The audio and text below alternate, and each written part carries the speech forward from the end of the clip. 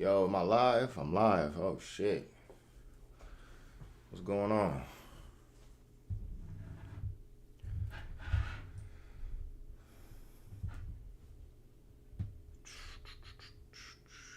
I don't know what the hell I'm doing to be honest with you.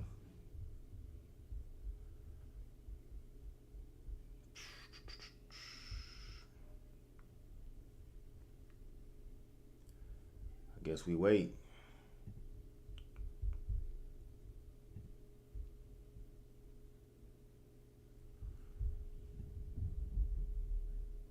Man, where my people at, man? Where y'all at?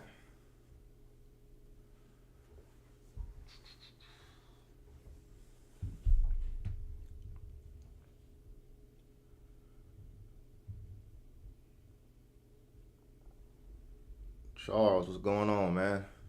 What's up with you? Charles. Okay, that's what's up, bro. What's up? Who up in here? What's going on, Chad? Talk to me. Can y'all hear me? I had some technical difficulties, man. That's why I'm 19 minutes late. My bad.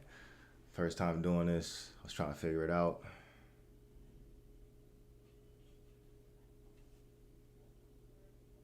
Yo, Charles, how my voice sound? Pause. Just want to know if my volume's good.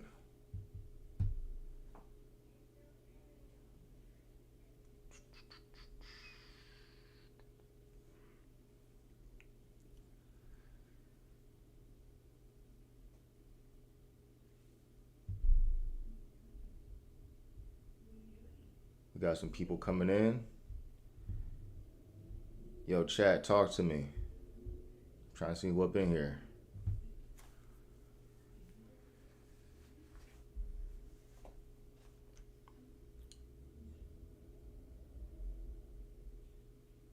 Your name Lock, what's going on? Hey, that's love, Charles. That's what's up, bro. Hey, don't spoil nothing. I didn't start the new season yet. I heard some stuff went down, but I'm trying to avoid the spoilers. Volume's good. Team 6 Tech, what's popping? Timmy Copley, what's going on? All right, we got some people in here. That's what's up. Y'all showing love. I appreciate y'all for taking time out of y'all Friday night to come rock with me. Means a lot. Came in support.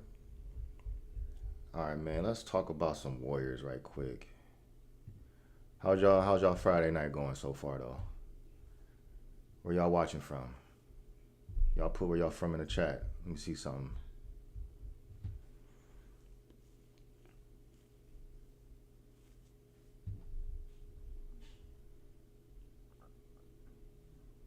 All right, we got 15 people in here. Man, let's get into it, man.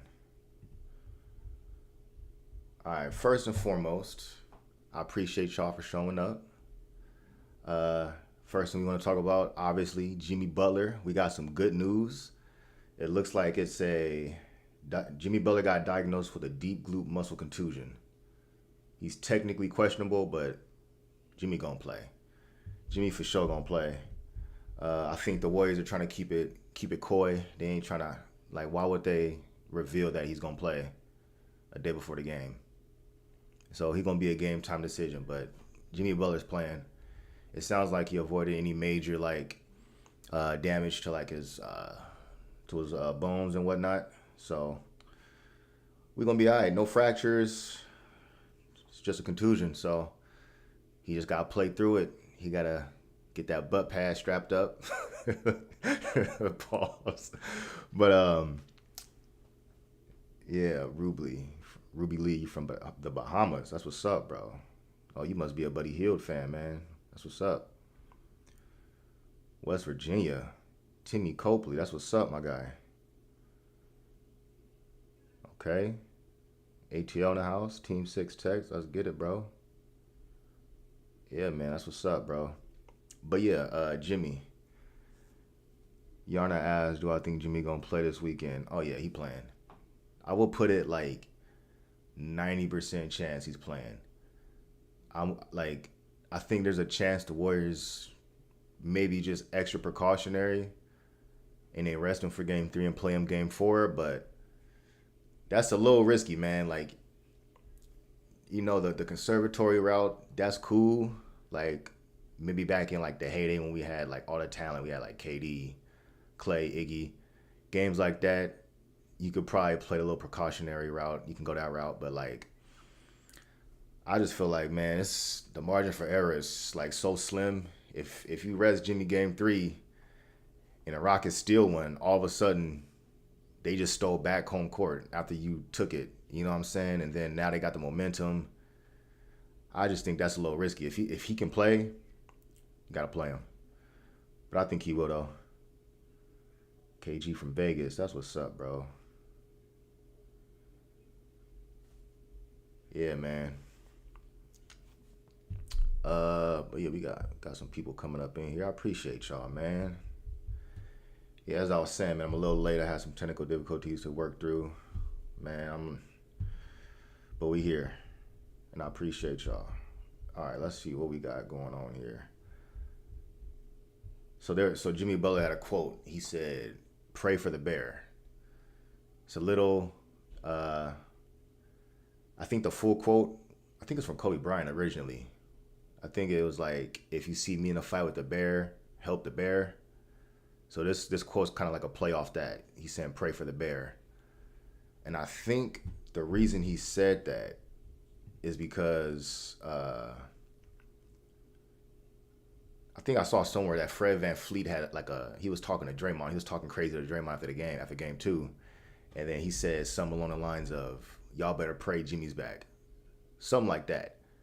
Y'all better pray Jimmy's back. So this is Jimmy saying, "Pray for the bear." So I think that's where it came from. I think he for sure gonna play. Like he wants revenge. He wants to play. What part of the Bay are you from? I'm out in the Peninsula. I'm can't say that right now. I don't know why. I'm from San Francisco originally. So yeah, I live in the East Bay right now. Close to Oakland. Recently moved like 5 months ago. It's gonna be wild tomorrow. Yeah, bro. The Rockets mascot is also a bear. Kaminga better be ready. I mean, Kaminga said it. He said he's ready. I guess we could talk about Kaminga.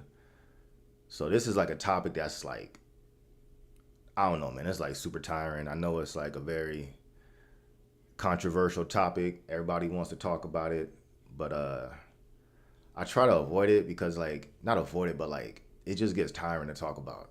And it's like some weird behavior on both sides of the fence in terms of like the fan base, man. It'd be like some nasty agenda work going on. I don't know if y'all be on Twitter or Reddit or whatever the case may be, but like the Kaminga dialogue is crazy. It's a lot of weird stuff going on, man.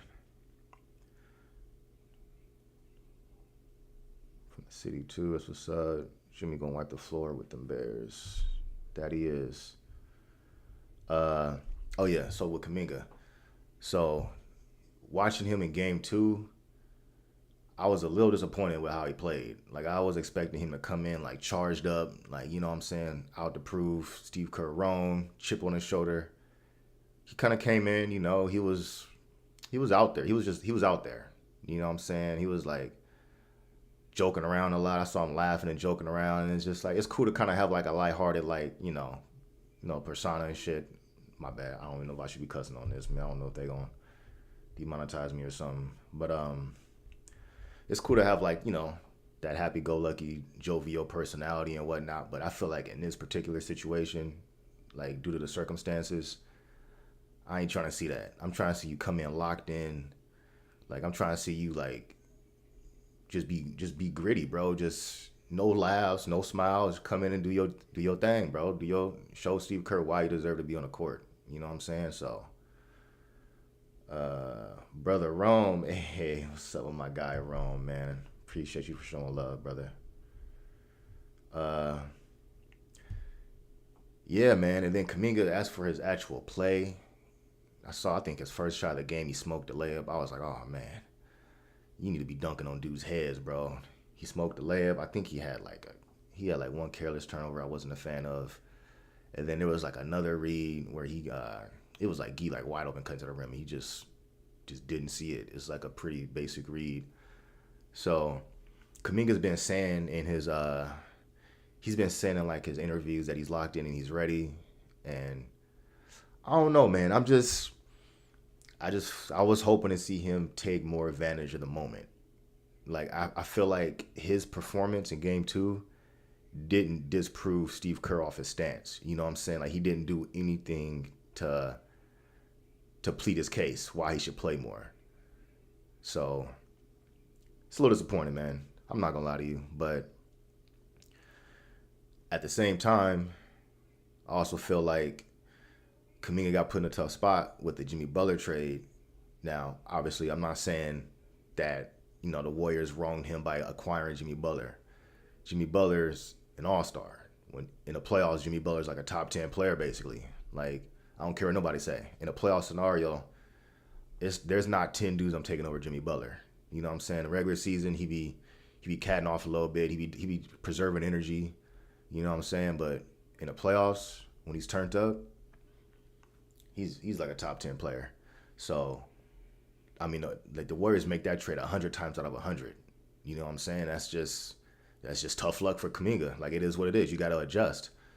You know what I'm saying? So his role got snatched from up under him. He was the Warriors, basically their second option, essentially, before the Jimmy Butler trade.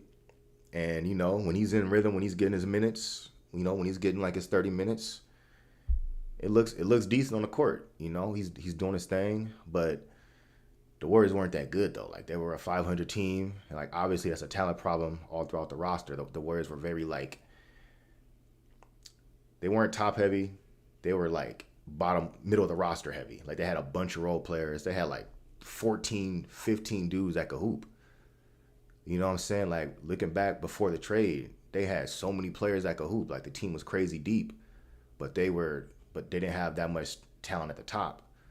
You know what I'm saying? So it was just an extremely unbalanced roster, and that trade had to be done. It had to be made. They had to trade off some of that mid-tier talent for some high-end talent. You know what I'm saying? They had to get somebody else in that can like consistently relieve the pressure off Steph. Somebody that can consistently get their own bucket, that can be another playmaker, essentially another point guard in the court. Somebody that's tough, somebody that could bring like a different like force besides Steph. Like, teams every single night were just selling out. They were like, yo, we gonna defend Steph, we gonna crash out guarding him, and we don't care we don't care who else you got on the team. Like, and most of the times it worked. The Warriors were trash before the trade. They were trash. They were literally a 500 team. So it's unfortunate for Kaminga that his role got switched up. But at the same time, it is what it is, man. Like, this is a business. You gotta bring in talent, and if the talent is better than you, or he does what you does but better, you gotta figure out other ways to be effective. You gotta figure out other ways to be helpful. You know what I'm saying? So, what y'all talking about? Last chance now, man. The next year, blah, blah, blah. What y'all talking about? What do I think of Kerr's rotations? I'll get to that a little bit later. What do I think of a two big lineup with Post and TJD? Okay, besides those, might get someone better than if you can't go full game. Y'all got some good questions, man. Y'all got to give me a second to get through all these. Let me finish my train of thought, though, and I'll circle back to that. What was I saying? Oh, yeah, Kaminga. Oh, yeah, his role. So, yeah, man, Kaminga got his role snatched from under him. So he went from being like the second option to, I mean, at this point, he's like the fourth option because Paz is the third option. Paz has been able to, adjust more to the Jimmy Butler ecosystem than Kaminga. So now Paz is the third option. Obviously, Kaminga's not in the rotation right now. So, yeah, man, it's tough because if you think about it, Jimmy Butler in the playoffs, he's playing. You could pencil him in for like 40 minutes a game.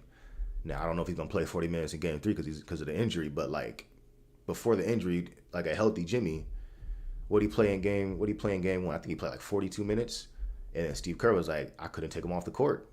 You know what I'm saying? So if Jimmy Butler's playing 40 minutes, that leaves 8 minutes where he's not on the court, and that's not enough minutes for Kaminga to get a rhythm and do what he play the way he feels that he can be useful, which is scoring and kind of getting a rhythm and feeling his way through the game.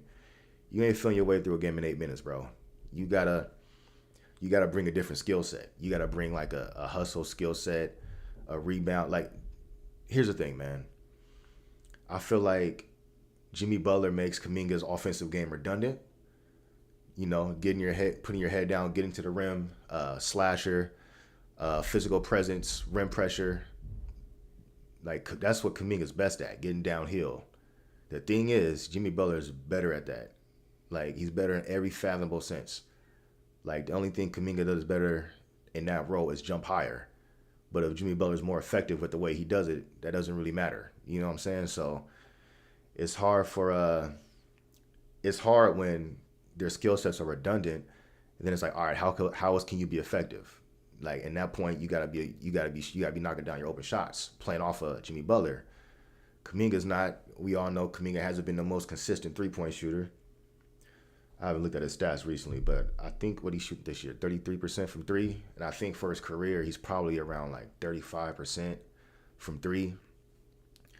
I think he does shoot like 36% from the corner three, which is that's kind of decent.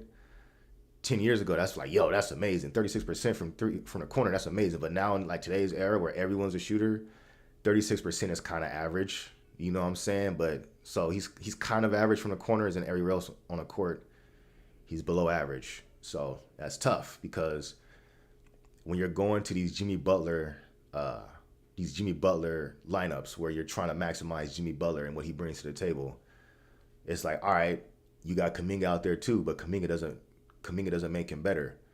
You know what I'm saying? Like, Kaminga doesn't complement Jimmy Butler. Jimmy Butler's a priority. We're not trying to compliment the lesser player in Kaminga. No offense, but he's the lesser player. You know what I'm saying? Like, you gotta build the rotation around Jimmy Butler, not around Kaminga. So when the Warriors are like kind of catering their rotation or specific lineups to make Kaminga look as best as possible and taking away from Jimmy's effectiveness, then you're just hurting the team overall.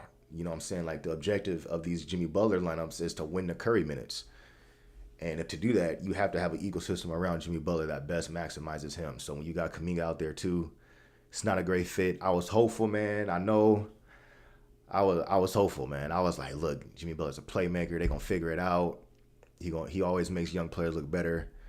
And he does, but the fit is way too redundant, man. So and Kaminga, this is where Kaminga's at fault, because he's not reading the situation and thinking, okay, this ain't necessarily what they need from me in terms of like the scoring and whatnot. I gotta figure out other ways to stay on the court. Who's playing ahead of me and what are they doing that I'm not doing? All right, look at GB2. What's GB2 doing? GB2 is hustling his ass off. He's everywhere defensively. He's, in theory, disciplined defensively. Like, GB2 be having his moments where he's like fouling 3-point shooters and he's like unnecessary reach-ins, or sometimes he plays up too much and he gets blown by, this is like a new thing. I think GB2 lost a little bit of athleticism from like a few years ago. What game was it? It was a game against the Clippers. Man, GB2 was getting fried by James Harden, bro. Like, he was getting fried, dude. Like, he was getting blown by, like Harden was just blowing by him like he wasn't even there. Like, it was crazy.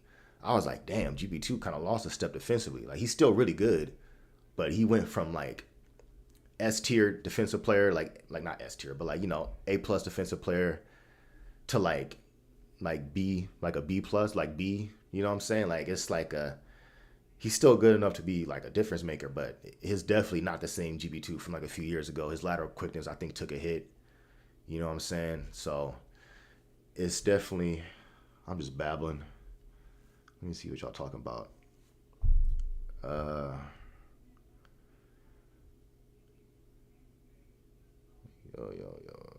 Let me circle back to those questions y'all asked. Give me 1 second. What do you think of Jim Parks' takes on Steve Kerr's coaching? I ain't even gonna get into that. Jim Park got his own platform. He got his own opinions. I think he leans too far left in some of his takes. But hey, I'm not gonna tell that man how to do his fandom. That's how he does his thing. I'm not gonna talk about Jim Park, man. Uh, what else y'all talking about? Trying to shoot that question you talk. Oh yeah, the two big lineup, Post and TJD. My thing with the two big lineup.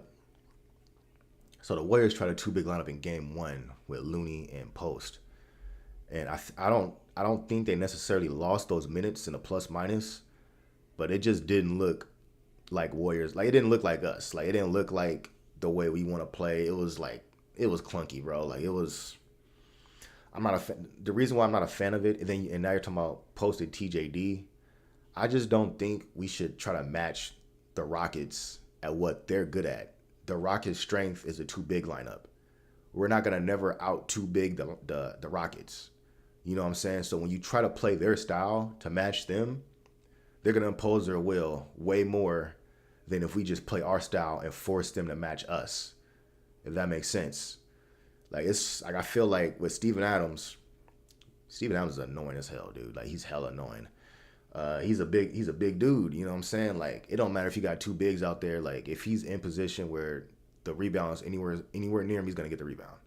You know what I'm saying? So I just think instead of trying to go too big and match up with them, we gotta just stick to our guns and find better ways to play Steven Adams off the fucking court. Off the court. I don't know why. I gotta get used to that, man. Yeah, we gotta find better ways to play him off the court because playing two bigs, that's playing into their hands. So now there's no pressure for them to take Adams off the court. Now it's like, all right, bet. Now that's just another dude for him to play off of or sack. Like, you know what I'm saying? Like, I'm not a fan of the two big lineup. That's just not how the Warriors play. It's too clunky. Now TJD and Post might work a little better than Post and Looney for the simple fact that TJD is just more nimble, more athletic, more quicker up and down a court. But at the same time, he can't shoot.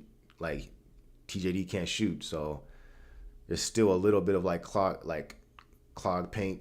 Post can shoot, so that helps. But I don't know. Also, TJD can't guard on the perimeter. It's ways for the Rockets kind of to play to turn that against us and play that to their favor. You know what I'm saying? So I wouldn't do that. There was another question I wanted to get to. You think Knox should play some minutes in this series? Yeah, I don't know about that one. Kevin Knox is like a solid, 15th man, 14th man, but what is he, 26? He's been in the league for a minute. He's been in the league at least like 5 years, man. And hasn't been an impact player. Now, we'll give him credit. Like, his little, when he went to the G League to get it out the mud and he came back, I think that made him a better player. It gave him more perspective. It gave him more perspective on how to, be more of a role player and play more of like a team aspect of basketball versus him trying to be whatever he was trying to be. You know what I'm saying? Like, when he first got drafted, people were saying he was the next KD because he was a 6'9" wing that had this smooth stroke and he had some athleticism. But obviously it hasn't played out like that. Do I think he should get minutes? I mean, if the Warriors got desperate, I don't know. I don't think so. I probably wouldn't. I mean, maybe I'll give them a chance if they're down and you need like a spark and it's like, all right, let's just try something. But I wouldn't just insert him in a rotation and just be like, all right, it's your chance, buddy. Like, nah, I wouldn't do that. Somebody asked me about the rotations. Buddy Hield. I need Buddy Hield to do something, bro. I'm starting to get mad. Like, I ain't gonna lie, Buddy Hield's starting to make me very upset, man. Like, this dude, like, whenever he's going up for a shot, in the back of my head, I know he ain't gonna make it. I'm just like, he ain't making that. And it's crazy because, like, for the past decade, he's been one of the best shooters in the league. You know what I'm saying? He routinely leads the league. Like, he's up there in terms of made threes per season. Like, he's a good shooter. I think, is he a career 40% three-point shooter, or is he slightly under 40%? Whatever the, Can y'all see me? I can't see nothing on my screen. Yo, y'all got video? Can y'all see me? Oh, shit. What's going on? Y'all talk to me. Can y'all see me?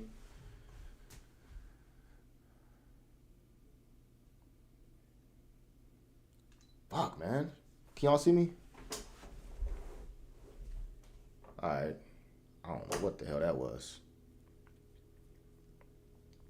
Oh, my bad, y'all. Shit. Anyways, uh, yeah, man. Hopefully y'all can see me. I can see myself now. So hopefully y'all cool. Y'all let me know in the chat if I come back for y'all before I continue. All right, for sure. All right, bet. All right, we back. Good point. Gotta play. I was my buddy healed, right? Oh yeah, buddy.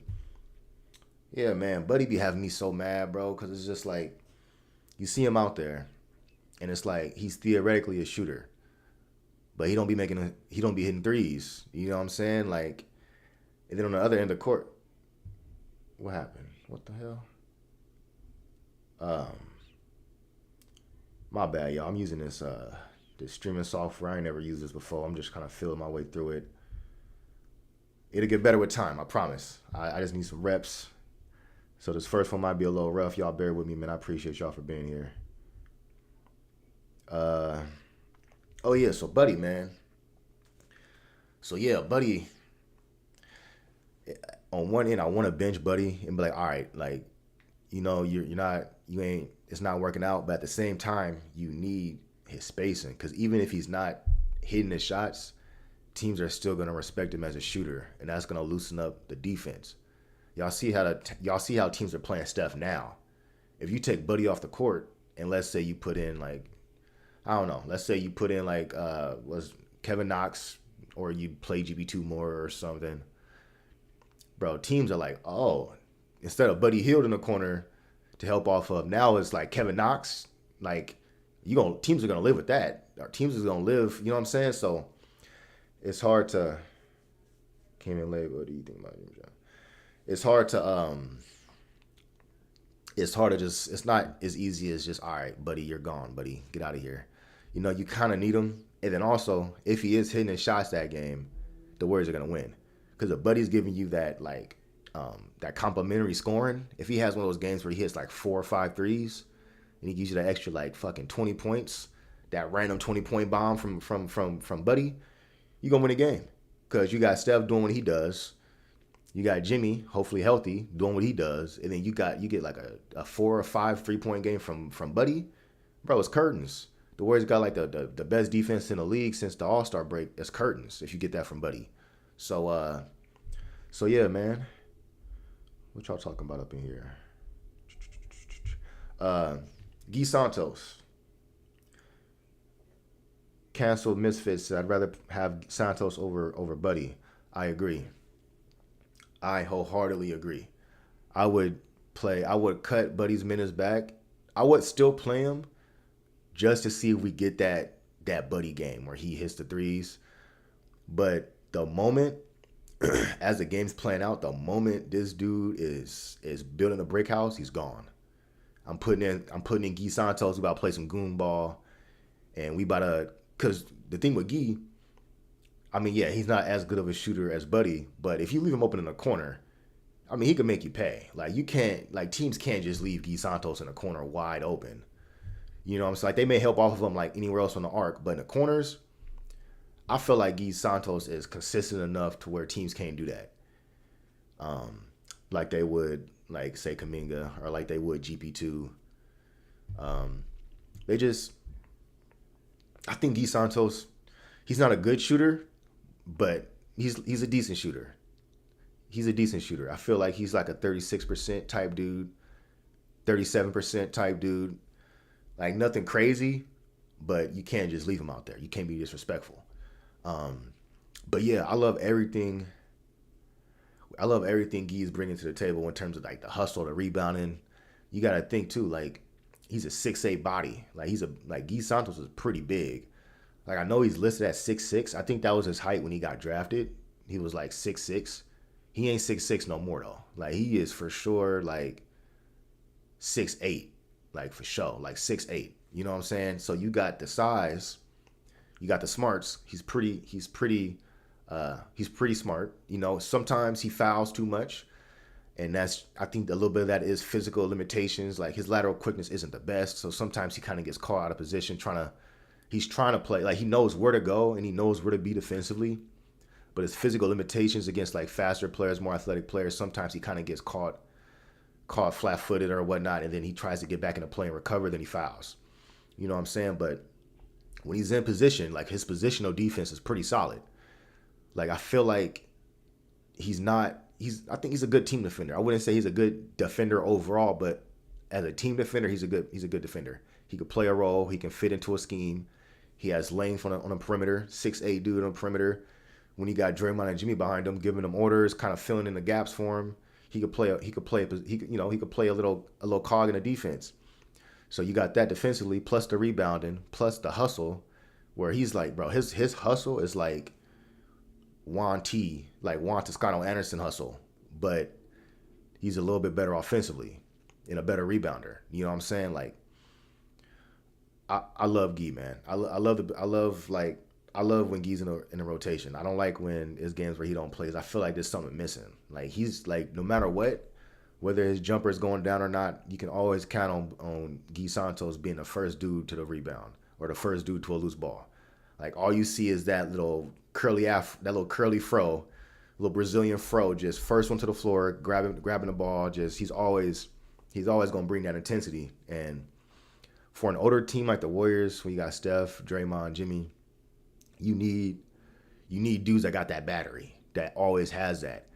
And I think to circle back to the Kaminga discussion, Kaminga's missing that. Like that, he needs that. Like if you put it like this, you know how Kaminga can basically force Steve Kerr's hand to always play him, and he can never take him off the court.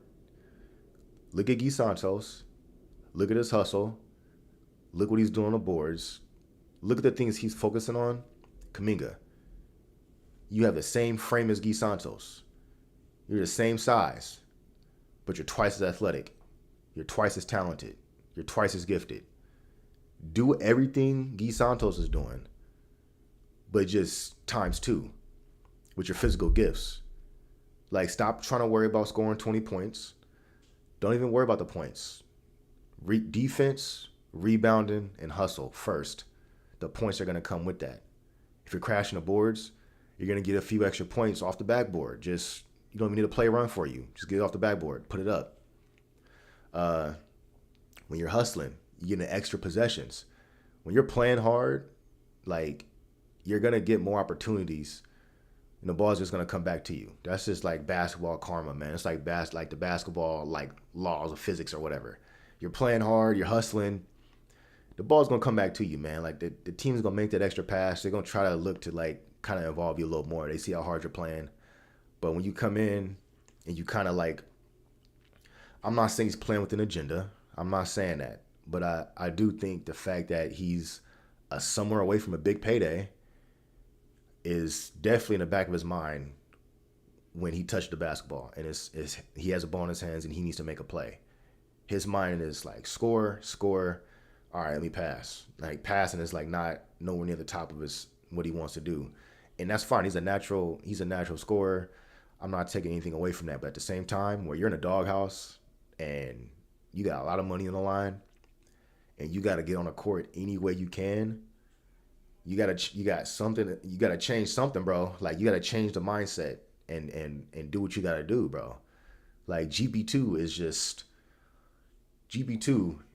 just getting a guaranteed 15 minutes a game just off of just hustle, defense, and just playing a role. If he just does what G Santos is doing, maybe not as consistent of a wide open shooter, but he can finish better at the rim.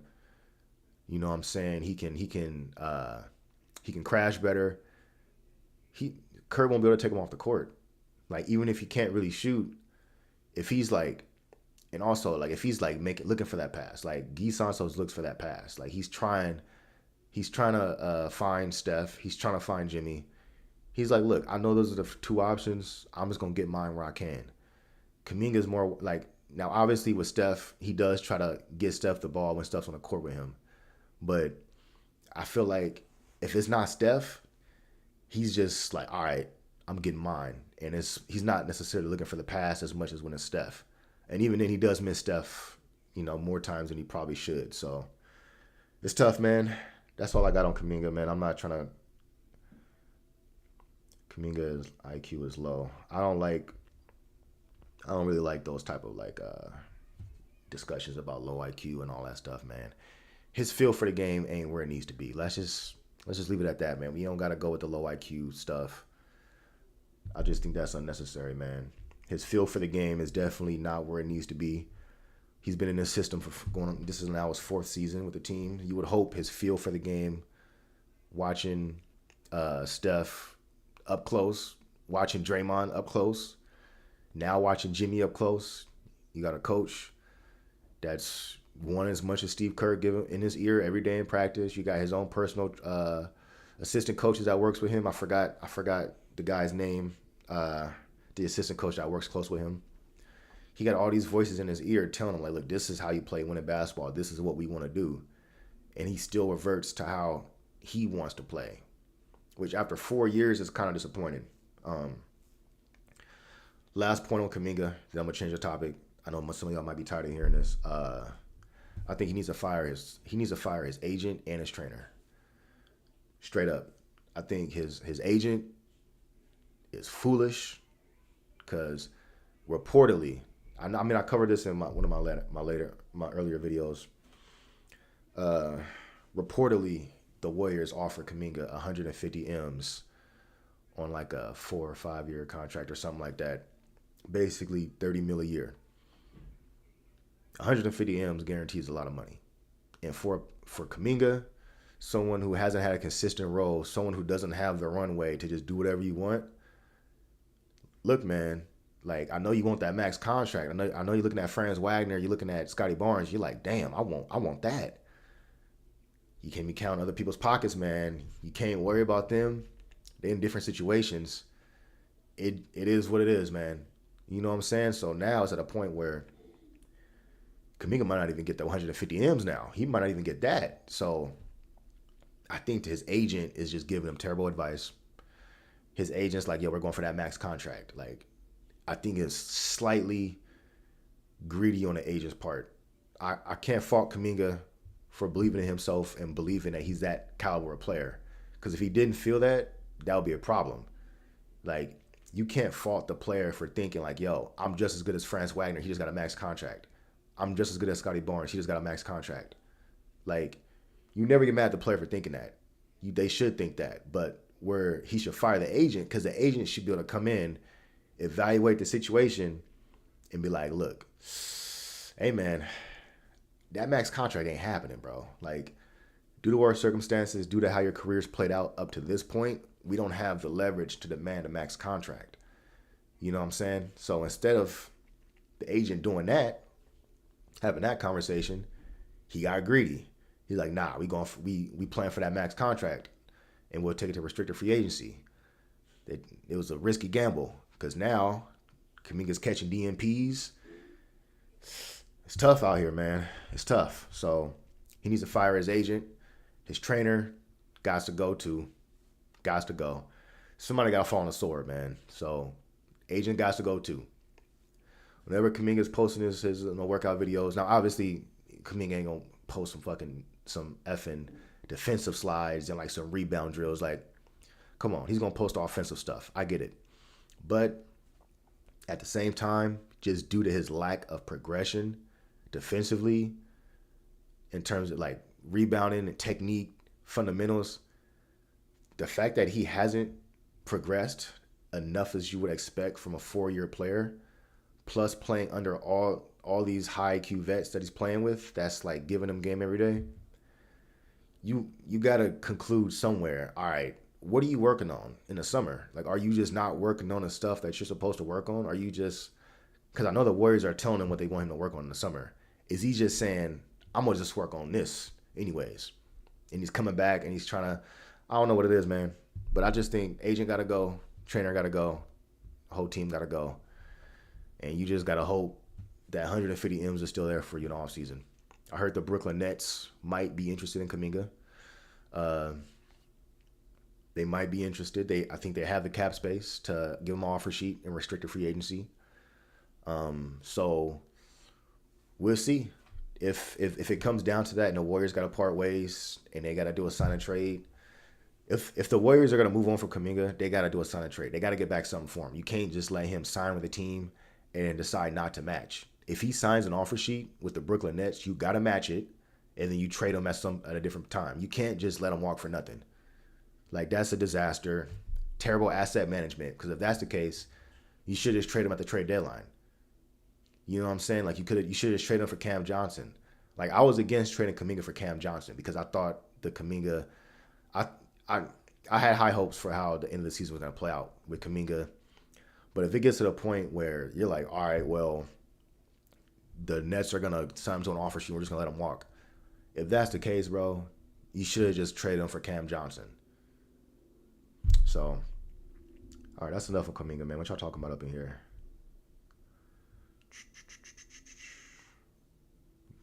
What y'all talking about?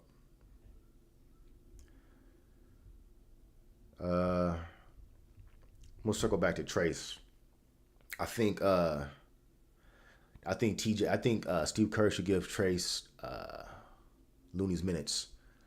I don't think this is a matchup for Looney. It's the athleticism on the court. It's rough for Looney out there, man. Like, I understand giving Looney a try, especially trying to match him up with Adams. But Adams is like one of the rare players that's better than Looney at. Like, Looney can't box out Adams. Like, when you watch Adams and Looney going at it for boards, Looney's fighting for his life, bro. He's fighting for his life. He can't box him out. And I don't blame him. Like, Steven Adams is huge. Like, the dude is like 285. Just a big dude. Like a big Islander. Like, them dudes is naturally strong. And then he got the size. It's a wrap, bro. Like, Looney can't do nothing with Adams, bro. Like, he can't keep him off the boards. It's not happening. So, if that's the case, and then on top of that, like, when these athletic Rockets players are getting downhill on him, he's not affecting anything at the rim. He's given no rim protection, like, at all. So, if he's not going to neutralize Steven Adams on the boards and he's getting destroyed at the rim, at that point, you should probably just try TJD just to see how it looks. You know what I'm saying? Like, see if his athleticism is just a better matchup to match up with the Rockets' athleticism. Now, I don't trust TJD guarding Sengun. Like, it's tough, man, because I wouldn't trust TJD on Sengun, and I wouldn't trust him on Steven Adams to box him out either. Like if Looney can't box out Adams, TJD for sure can't box out Adams. Like, and it's just frustrating that Adams is such a factor to games to scheming against. Like, it's like annoying. It's like, bro, this dude, he doesn't do nothing but just like just drop his anchor in the paint and just camp for boards. That's his skill set, but he's so effective at it, and he's probably one of the best in the league at getting offensive rebounds. And then also he brings the physicality. I think Steven Adams is like one of the best screeners in the league. Like, when he sets a screen, he's knocking dudes out, bro. Like, that shoulder is knocking dudes out. Like, it's crazy. So, Steven Adams is a good player, man. It sucks because this was Kaminga's playoff moment. If he had better development, I feel like all Kaminga needs to do is really develop his handle while driving, counter moves around the basket. I think the ship is sailed for Kaminga's ball handling leap. What is he, 22 now?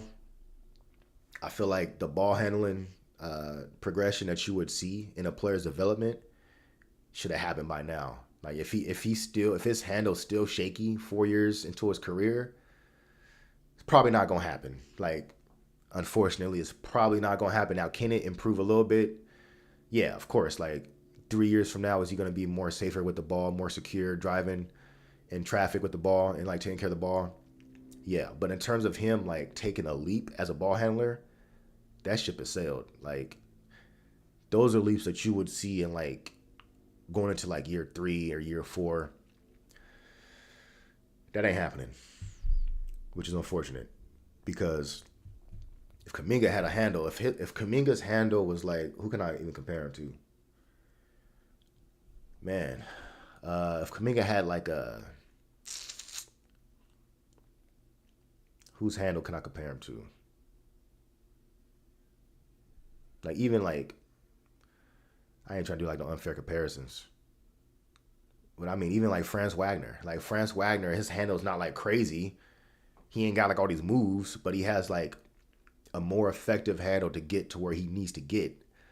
You know what I'm saying? Like Franz Wagner, he's bigger than Kaminga. He's 6'10", and he has like a more fundamentally sound, more effective handle to navigate on the court and get where he needs to get, which is usually towards the rim. Uh, but yeah, that's enough about Kaminga, man. I had some other things I wanted to hit on. I'm just bambling, bro. My bad, y'all. Uh, was the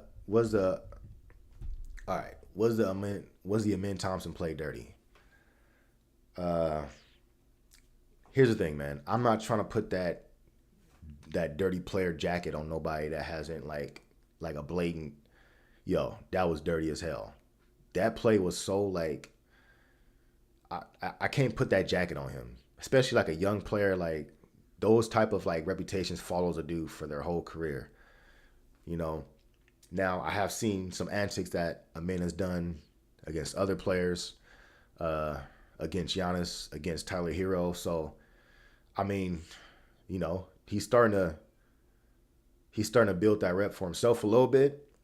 But in terms of this specific play, I can't call it dirty. At first, I was like, man, that's a weird trajectory to fall. I was like, that looks a little strange. You know what I'm saying? But I think I saw a clip somewhere. It may have been Athletic Alchemy. Somebody had a clip. It was like zoomed in. It was they showed Steve. He tripped over Steven Adams' foot. Like his foot legit just got caught up with Steven Adams, and it made him kind of like trip forward. So I wouldn't. I don't think that play was dirty. And also, like the Warriors player Steve Kerr came out and said that he doesn't think it was dirty. The Warriors organization doesn't seem too mad about it. It's just an unfortunate play with really big human beings fighting and crashing into each other. And yeah, things happen. It's unfortunate that Jimmy Butler got undercut the way he did, and the way Amin was leaning forward with like his hands. That was a little much. I feel like it wasn't dirty, but it was the way he fell was a little reckless in terms of like how he was bracing himself, because it's just like he had like no regard for like the player that's midair. He was kind of just like, all right, I'm legit falling, but it's just whatever. You know what I'm saying? But I don't think he was like, oh, this is perfect. Let me just fall into this guy while he's midair. I don't think it was that. I just think he legit got tripped, and he was just a little reckless how he was falling. It is what it is, man. Razor Sharp from Washington State, originally from Stockton. That's what's up, bro. Uh, is y'all messing with the vibe, or should I cut this, man? Y'all me to keep going a little bit longer? Y'all let me know. I feel like I'm babbling too long, so if I should cut it right now, y'all let me know.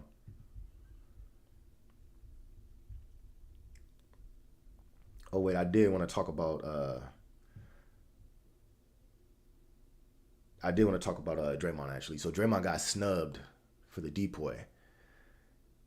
My guy, that was a robbery. That was a straight robbery.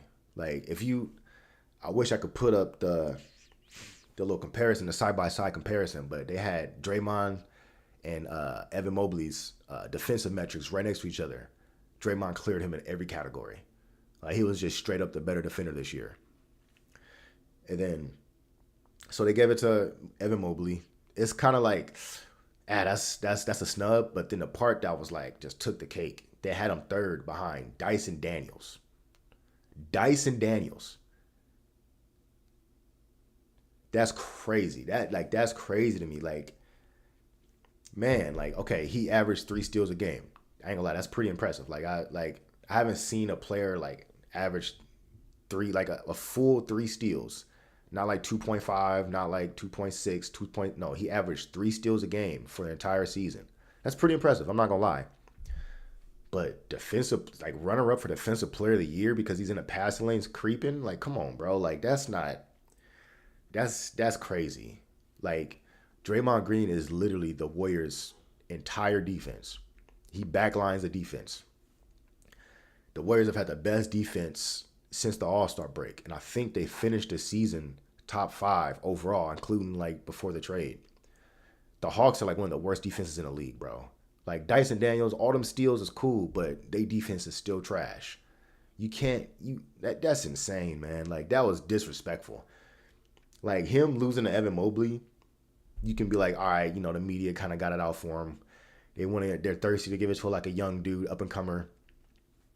I can see that, but to have Dyson Daniels, that's like a slap in the face, and it's unfortunate for Draymond because this was his only chance to get one more depoy.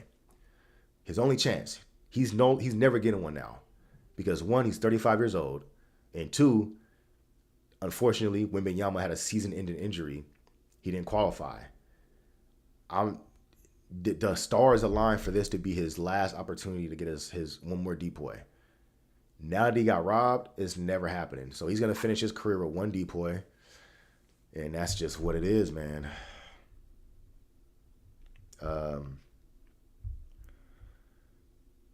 Keep the smoke coming. What are we talking about? So yeah, man. I'm actually gonna wrap this up because I do got some plans to get to tonight. So I'm gonna finish it with this. Predictions for Game 3. I think Jimmy Butler's gonna play.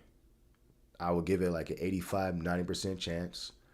But whether he plays or not, I think the Warriors take Game 3 and Game 4. That's what I think. I think whether Jimmy plays or not, the Warriors are gonna ride the home crowd. The Warriors players, Steph, they're gonna want revenge, bro. Like, let's just say Jimmy doesn't play. I think Steph gonna be charged up. Draymond for sure gonna be charged up because he just got snubbed. And the extra slap in the face, they had him third behind Dyson Daniels. So Draymond's about to come out with a chip on his shoulder. He's about to come out just cracked out, just all over the place. He's about to bully Sengun, by the way. Steph is about to do what he does. And the role players are going to play better.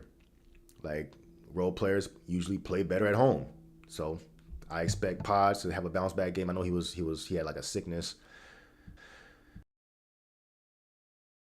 I expect Moody to play better. If Kaminga gets some time, I expect him to play a little better. Guys like Gee, they're going to bring that energy. Quentin Post is going to play better too. He was hitting shots last game, but it's those first 2 road games for Quentin Post's minutes. I was like, I don't know if he's ready for this moment. He was getting bullied by Adams down low. It was a little rough. Excuse me.